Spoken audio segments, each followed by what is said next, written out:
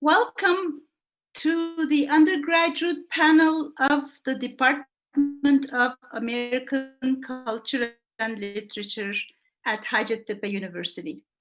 It's a pleasure to meet you all in this virtual platform. I would like to thank our panelists for putting so much time and energy into this event. And we are all grateful to Dr. Cem Kılıçarslan and Elif Su Saçbüken for all the technical help that we needed for this virtual gathering. Thank you, Cem, my longtime colleague in the Department of American Culture and Literature. You all have seen the panel poster, but let me state once again, our department's required core and elective courses introduce our students to a body of knowledge and fundamental skills that are essential for them to flourish as a writer and a critic. And not only a literary critic, but also an art critic. So we're hoping that this panel will highlight this fact that we as educators take pride in. At the beginning of the term, before the advent of the pandemic, and that was the end of February, the art theory and criticism class decided on a panel to be held at the end of the spring term. Then the coronavirus hit.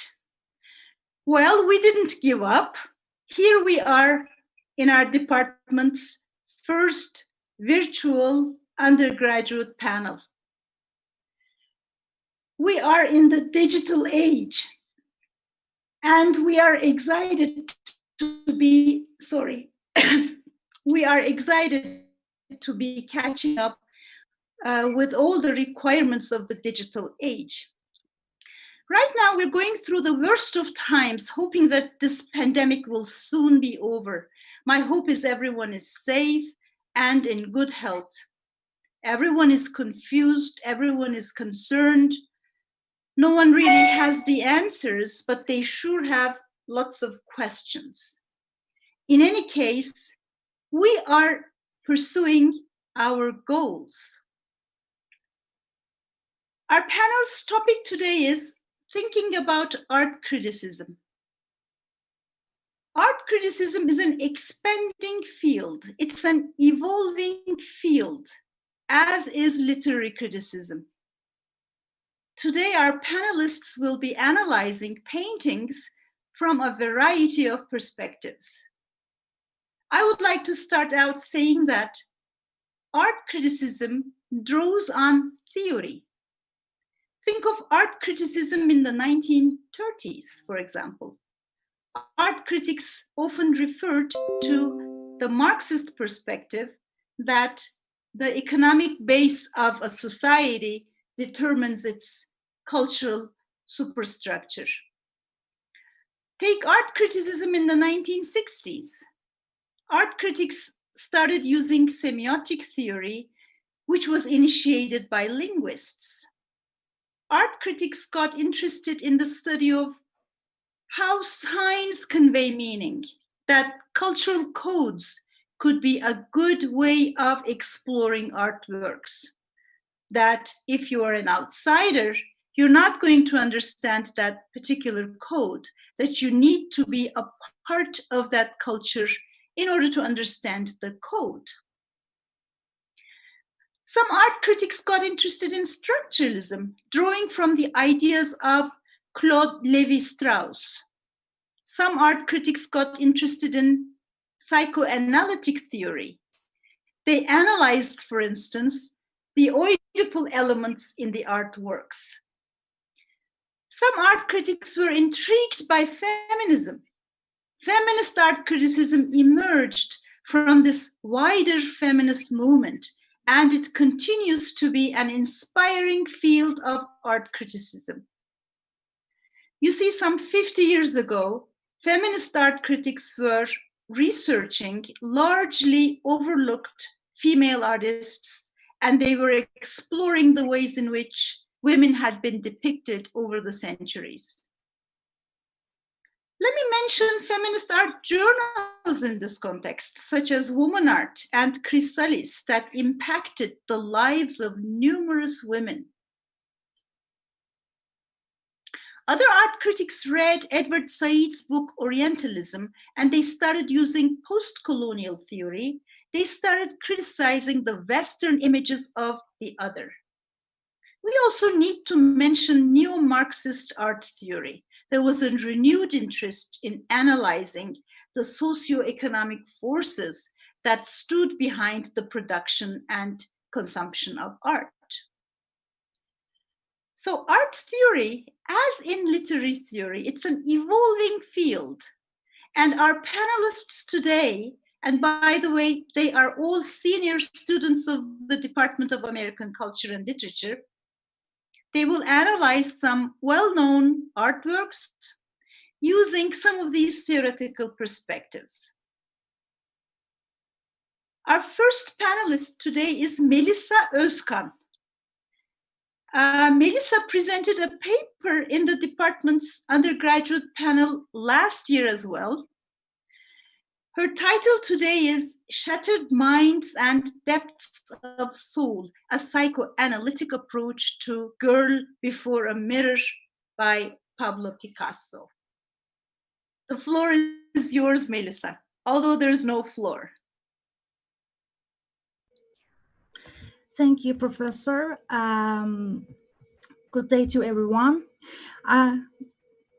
I will be talking about Pablo Picasso's painting, Girl Before a Mirror, and I will be using psychobiographical approach, actually. It's a kind of subgenre of psychoanalytic theory, and let's begin. Well, Pablo Picasso is one of the most acknowledged artists in 20th century, and also known as a child prodigy, expressing himself by painting even before he began to speak.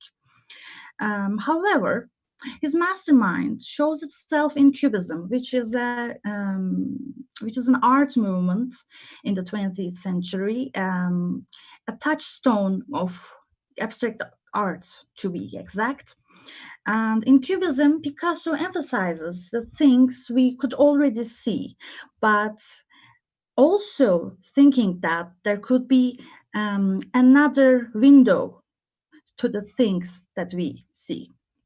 Well, Dr. Ettinger actually argues that Cubism may have originated in a psychoanalytic descending into hell, a heroic invocation of primitive conflicts in pursuit of a new aesthetic. And by meaning hell, he tries to say that the art itself is actually kind of hellish place, and we have to keep that in our minds, because we could think that the traumas Picasso went through and the environment in which he was born and grew up, and also some psychological misdirections have reflected themselves in Picasso's artworks, and clearly showed us that his subconscious actually much more mixed up. So there will be a presentation.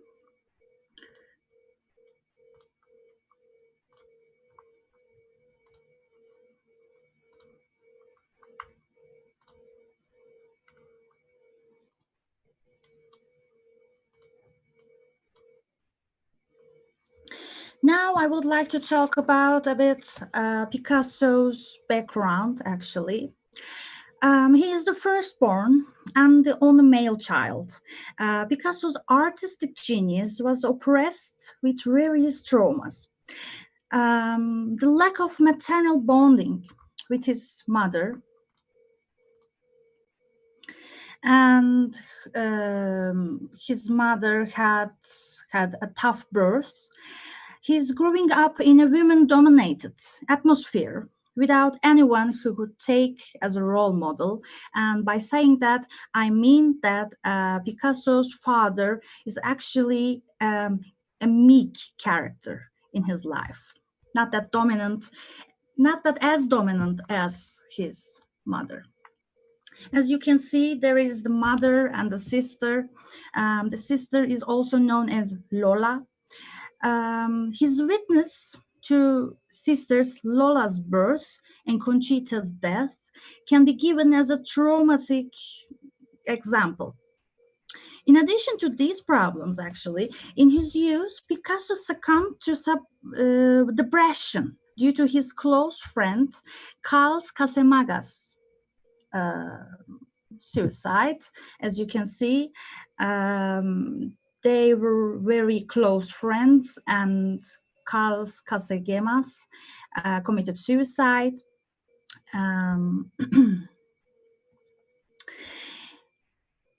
After the passing years, his deteriorating marriage caused him to seek new and secret love affairs. As you see, there is Picasso's wife, Olga Koklova.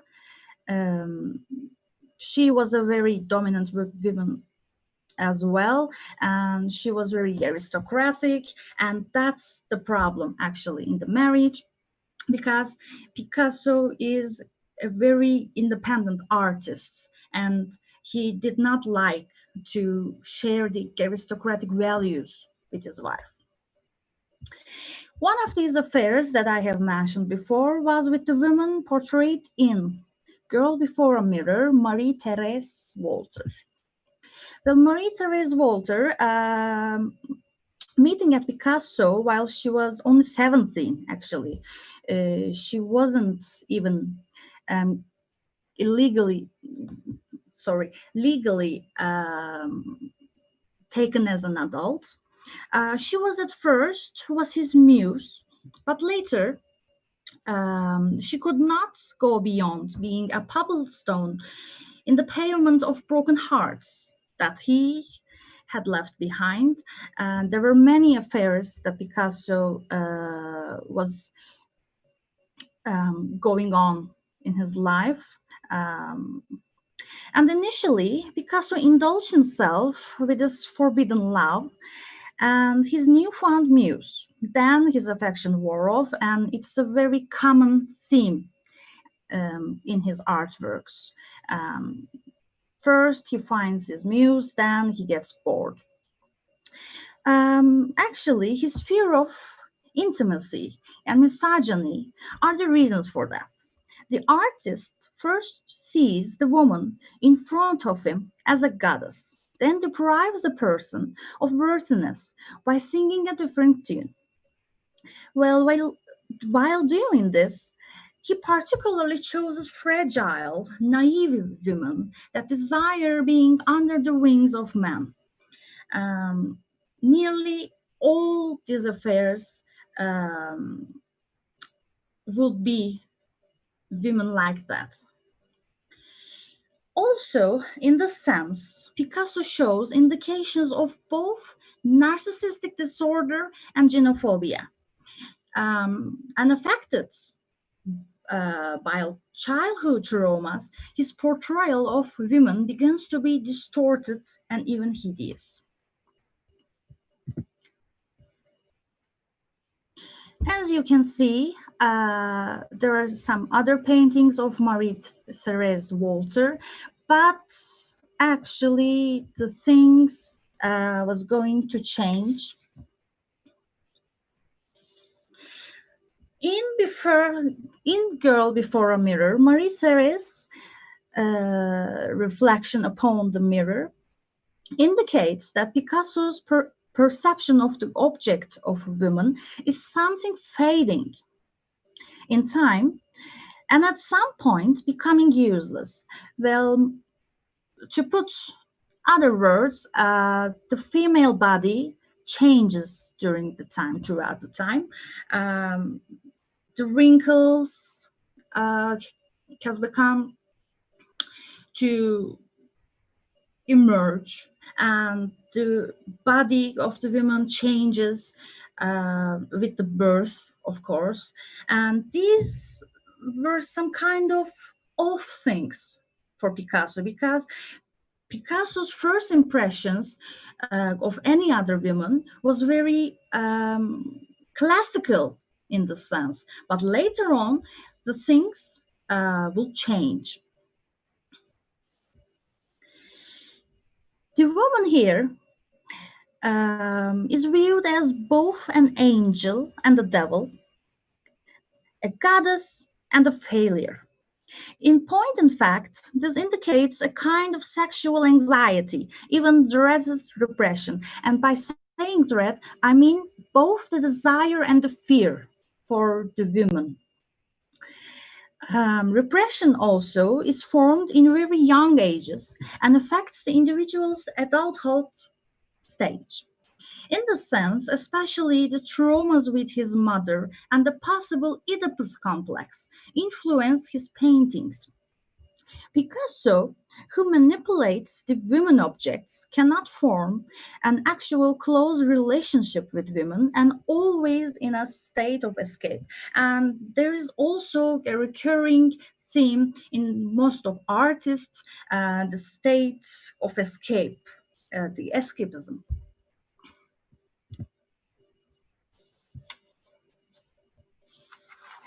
Well, cossetted since his childhood for having superior intelligence and in time developing a fear of becoming women, Picasso exposed the eroticism and anxiety in his subconscious in Girl Before a Mirror and also for the other artworks. The image of women in the painting that called Girl Before a Mirror is dark and sinister. And this contrast represents Picasso's unconscious mind. In one respect, the reflected object in the mirror is Picasso's himself. Picasso is both afraid of women and obviates his fear by using more masculine or dominant portrayals. In the sense, the artist who self medicates his problem using a kind of psychoanalytic approach uh, depicts his women as distorted, disfigured, fragmented, and while painting himself as Minotaur, a kind of dominant, male dominant, hypermasculine manner, and tries to create a hypermasculine identity, which actually he was not. That is connected with his desire of avoidance based on his fear of women who he has seen as dangerous. Picasso jocularly shares his fear with one of his lovers, Genevieve Laporte. I am a woman. Every artist is a woman and should have a taste for other women. When it considered that there is many a true word spoken in jest, especially regarding his childhood environment, Picasso's both sexual and psychological development have serious issues. And these issues manifest themselves in paintings of him depicting women like Girl Before a Mirror, or as you can see, Genevieve Laporte's some kind of sketch. And there are other women's, such as the first lover Fernande and his wife Olga, and the later wife Jacqueline. The artist actually perversely controls women's sexuality by means of his art. Thus, he can overcome his fears and represses his issues as such as abandonment, sexual anxiety, and he represses that both mentally and psychologically. Unfortunately, his insensible way of self treatment deranged some of his lovers, and especially Marie Therese Walter, and she ended her life by committing suicide after Picasso's death.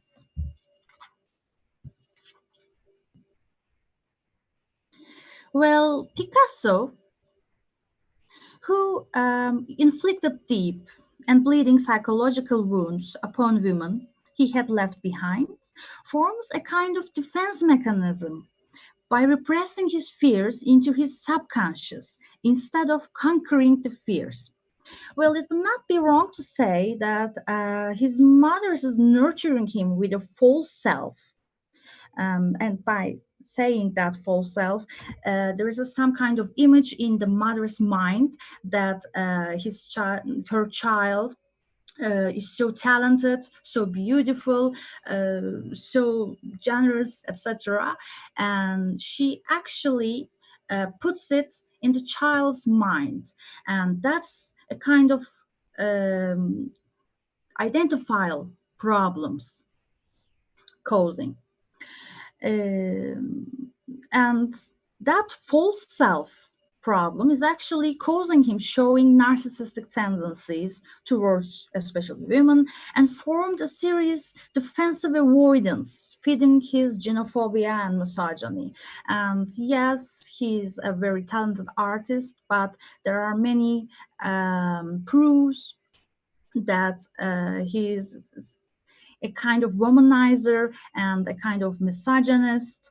And actually, these problems lead to his fear of intimacy. Picasso reveals these issues both in his relationships and his paintings, asking women to be submissive. The more submissive you get, the more beautiful you get at this point. And that is the evidence of Picasso's pictorial control that one can find in Girl Before a Mirror. Um, like taking a photograph, Picasso actually thinks that while painting this woman, he has the control and he can do whatever he wants. He can paint these women however he wants. And that's the problem we can see in Picasso's paintings. Thank you for your attention. I hope you would like that. Thank you.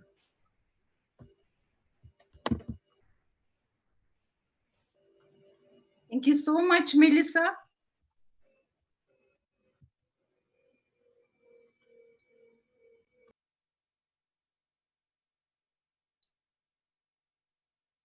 Melissa, you have become an art critic. Thank you so much.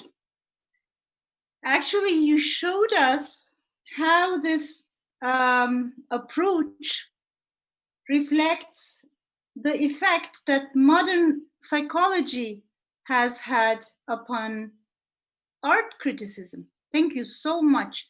You did a wonderful psychoanalytic reading of a Picasso painting.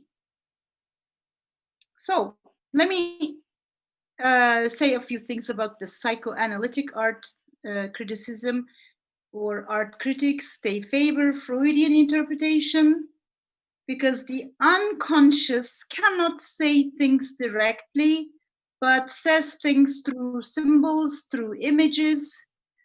Well, actually, you said everything that needs to be said, so I think we can go on with our second panelist. Let me invite our second panelist, Elvan Göçer. Elvan Göçer, for her talk. Elvan's title is Vincent van Gogh's The Raising of Lazarus, Iconography and Symbolism. So Elvan's talk will be an iconography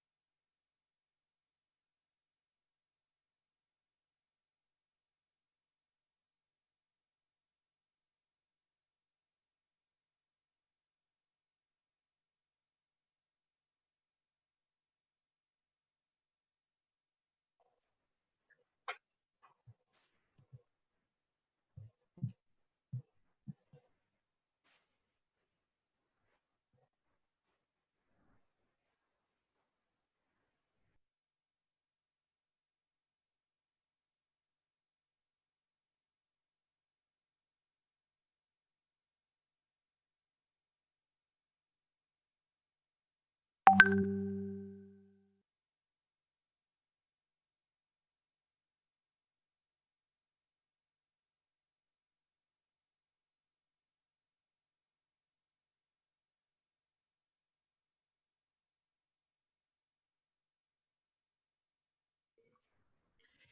everyone. There was a kind of technical problem, but in a short time, our professor, Ufuk Özdağ, will be here with us.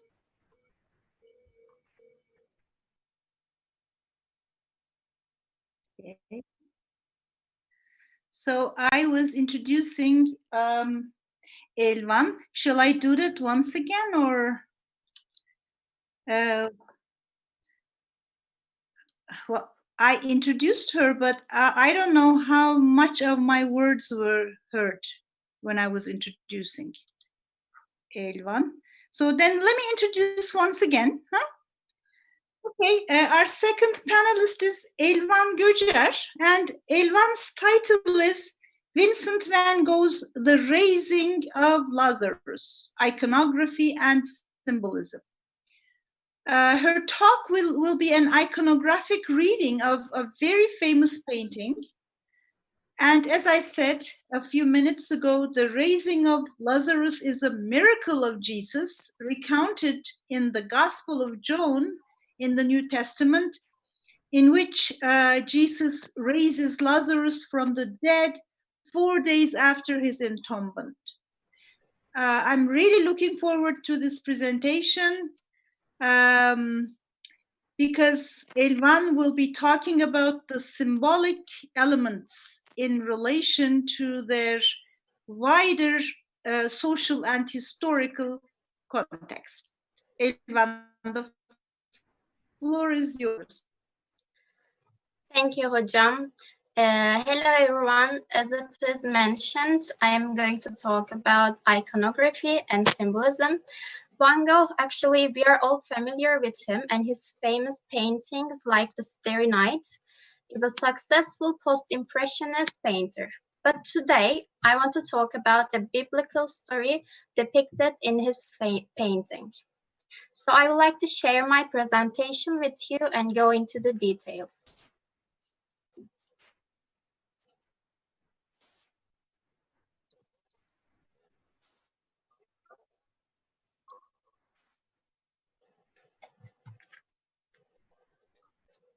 The Raising of Lazarus was painted by Vincent van Gogh in 1890 after Rembrandt. The scene depicts the story of Lazarus from the New Testament. This is the Rembrandt's version of the painting, and the important thing here is the depiction of Christ and Lazarus in the darker half of the painting. So, in a few words, in artwork, iconography can be explained as the imagery. It is the images and symbols in the painting as the subject matter. It can also refer to the study or interpretation of these images, focusing on the meaning given by a particular range or system chosen by the artist. The meaning is derived from what is depicted, dependent on things outside of artwork rather than things inside of the artwork. During the time it was painted, Van Gogh was in a mental hospital in Saint Remy. In this famous painting, the biblical scene is associated with the personal aspect of Van Gogh's life. Moving forward, in the scene, we see a tomb on the ground and Lazarus lying in it. However, the orange hair and the beard symbolize Van Gogh's depiction of himself in the story. He is wearing all white and his face is reflecting his suffering.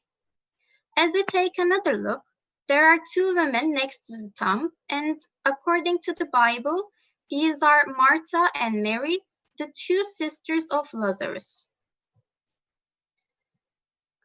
The difference in Van Gogh's painting is the lack of Christ in the scenery. On the other hand, The sun placed on top of the painting is representing Christ as the source of light and the healing power of faith. The reason why Van Gogh picked the story of Lazarus is because he associates himself with Lazarus' suffering. Lazarus was loved by Jesus and devastated by his death. According to the story, he said that his sickness will not end in death and promised the two sisters the resurrection of their brother. As soon as he arrived at the funeral, 4 days after his entombment, Jesus used his healing power and faith on Lazarus to bring him back from death. Amazed by this miracle, her sisters appeared in the image with awe and shock as well as others in the event. Henceforth, everybody witnessed his power as Christ and relied on salvation. Being the son of a minister throughout his life, Van Gogh was believed to be religious. His views on religion changed by time, but his faith remained still. In the painting, the first thing we notice is the emotions reflected from his face. If you look at a closer look, it is the face of a suffering man. He is wearing all white to symbolize salvation and rebirth. It is Lazarus right after he has risen from death. Van Gogh's mental illnesses caused him to suffer throughout his life and became the subject of his art. Therefore, he symbolizes his own suffering through Lazarus' sickness. Even though their sicknesses were not the same, in his case, he still believed the salvation of faith and forgiveness of God. Van Gogh also appears in the tomb with a resemblance to Lazarus because during the time he painted it, his illness was affecting him badly and he was in a thin life between life and death. So, the main theme in the painting is human suffering, hope, and faith. In front of Van Gogh, we see two familiar women, acquaintances from Arles, Mrs. Roulin in the green dress, and Mrs. Guinaud in a colorful striped dress. These two women had a big impact on Van Gogh's life for helping him during hard times in his life and art. They are also associated with the two sisters, Martha and Mary, who sought help from Christ. They are standing above the tomb, struck with shock and amazement of the miracle of rebirth. It was their insistence and belief that if Jesus had been around, their brother would not have died, resulted in his salvation. Therefore, Mrs. Roulin and Mrs. Guinaud exist as a source of faith and hope for Van Gogh's life. Another controversial symbol is the sun right above the landscape. According to the Bible, the power behind the sun is the divine existence of God. Also, according to the New Testament, Christ is the morning light and the rising sun. The scene is taking place in the daylight with bright colors. Hence, the divine power and existence of God and Christ as the center of the light is above Van Gogh's salvation. Whether in life or death, he hoped for resurrection and rebirth in connection with his Christian faith. The colorful fields and mountains represent a longing for freedom, which he had no chance to experience in the asylum. In conclusion, all the images and symbols in this painting stand for the expectation of recovery in a sorrowful situation. He is focused on his suffering and his emotions reflecting his state of mind.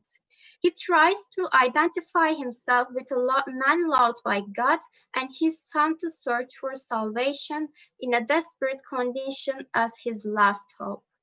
Sadly, despite his faith, He committed suicide and died at the age of 37. His art was never appreciated during his lifetime, causing him to go through poverty and desperation throughout the years. Today, he is considered to be one of the most successful painters in the world. The Raising of Lazarus puts out a good example of iconography and symbolism with its biblical references and emotional expressions.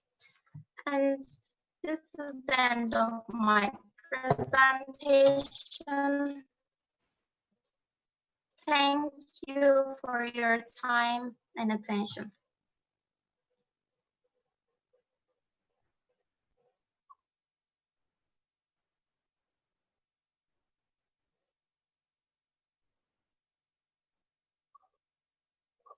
Sorry. Okay, let me repeat then. You talked on the symbolic elements in relation to their wider social and historical context. Elvan, thank you so much. Let me very briefly mention Erwin Panofsky in this context. You will remember he's a pioneer of the iconographic method. He distinguished 3 levels of reading paintings iconographically, and the 3rd level is on this intrinsic meaning of the image. And you made a wonderful illustration of that, Elvan. It's a discursive mode of reading. It privileges the symbols in the painting, and you showed that iconography means writing by means of images. Thank you so much. And our next panelist is Reha Güzel. Reha will talk on a very famous painting, La Fornarina, by the Italian Renaissance artist Raphael.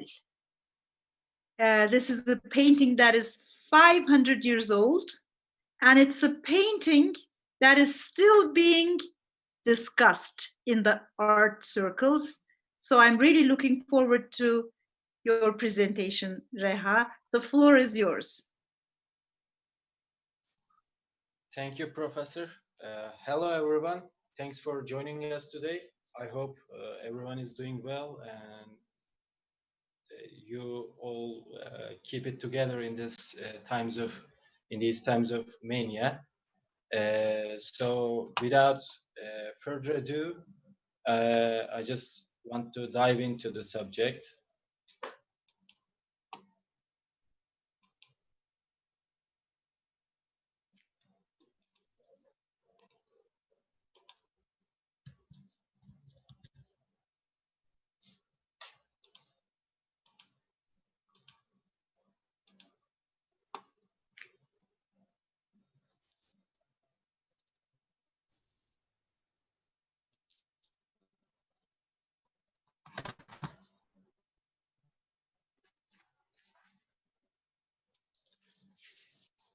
History wrote man, literature depicted male protagonists for centuries. However, in visual arts, women models were popular.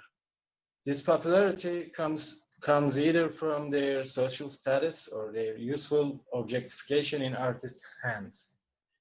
Out of the underprivileged thousands of women, we only know about those who were objectified. They were victims of the male gaze. The male gaze is the act of depicting women and the world from a masculine, heterosexual perspective that presents and represents women as sexual objects for the pleasure of the male viewer. So let's trace it back to the Renaissance era. Renaissance was a turning point in history that laid the foundations of modern understanding of the individual. It is seen in the numerous portraits of the era. Most artists painted portraits of the royal members, aristocrats, and young women as objects of desire. These portraits had reduced young women to idealized generic faces of beauty. They were called belladonna paintings. They became the trend in the art scene of Renaissance. La Fornarina is one of those. Raphael was one of the prominent stars of the era. He was good in the politics of art as well. 2 different popes sponsored him as patrons. His ties got even stronger when he got engaged to his friend Cardinal Medici Bibiena's niece, Maria Bibiena, in 1514. Because in art historian Giorgio Vasari's words, Raphael was particularly promiscuous. He was known to have had many affairs. He could get away with his lechery thanks to his powerful sponsors. Knowing his background, it does not come as a surprise that he painted a nude young woman named Margherita Luti in La Fornarina. It seems that he was obsessed with woman body, so much that he could not concentrate on his work in Villa Farnesina, commissioned by Agostino Chigi. Margherita Luti was brought to his side to keep him satisfied. There he painted his masterpiece, or in other words, mistress piece, La Fornarina. Despite being the model, Margherita's name wasn't mentioned in any source other than Giorgio Vasari's marginalia on his work, Lives of the Most Excellent Painters, Sculptors, and Architects. Her identity was not important. Her name was mentioned just twice. She was mentioned as the mistress of Raphael and with the famous nickname La Fornarina, meaning baker's daughter. This nickname stuck with her for years. In Vasari's story, Raphael's amorous nature is emphasized, but he does not discuss anything in detail about the mistress. Poor Margherita was defined in relation to the man in her life, and she was under male control all the time. Her reality was shown in the painting. Her left hand on her left breast and Raphael's name written on the band on her left arm shows her love, and her body belongs to Raphael. She was marked. She had become an object in his life as a mistress and as a model of his painting. This was perfectly captured in John August Dominic Ingras's Raphael and La Fornarina. Here we see. In addition, a recent discovery has revealed that there is an engagement ring on her left hand, which was covered for 500 years. This discovery is a further proof of Raphael's deceitful influence on her. He used her and sent her away when he was on deathbed, with the means to live an honest life. His legacy was more important than Margherita Luti. That's why the ring was covered. That's why his neglected fiancée, Maria Bibiena, was buried next to him. Margherita Luti was thrown away like a baby doll. The other unfortunate woman in this story, Maria Bibiena, got the chance to be with her fiancé only after her death to show Raphael's fidelity to her, to preserve his legacy yet again. These 2 women are great examples of the role given to women for centuries. They were a part of Raphael's life as long as they were useful. Furthermore, in a recent article, Giuliano Pisani showed that the title Fornarina is rooted in a linguistic tradition. In this tradition, the Italian words forno, meaning oven, and its cognate, fornaia, meaning woman baker, metaphorically indicate the female sexual organ and the woman prostitute. We must understand what the Fornarina represents as opposed to who she is.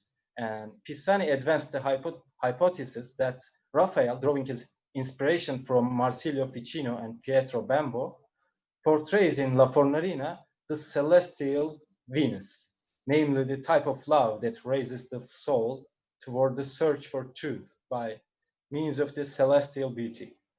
This Venus differs from the other Venus, the terrestrial Venus, namely the generating power of nature, who is connected with the terrestrial beauty and has procreation as her goal. From this viewpoint, La Fornarina is interconnected with La Vellata, whom Pisani identifies as the terrestrial Venus, the bride, the mother Margherita Luti. This hypothesis further shows how patriarchy defined women, reaffirming the reality of the male gaze and objectification. In this perspective, Cindy Sherman's restaged La Fornarina was a striking work as well. Sherman's Fornarina exposes mixed swollen breasts made of plastic and cradles a false pregnant belly beneath her shawl. Sherman's obvious use of prosthetic body parts and theatrical setting compelled the viewer to think about the posturing and modeling of the original work and the conception of idealized human body. Her deconstruction of masculine visions of the female in the history of art also makes us think about the images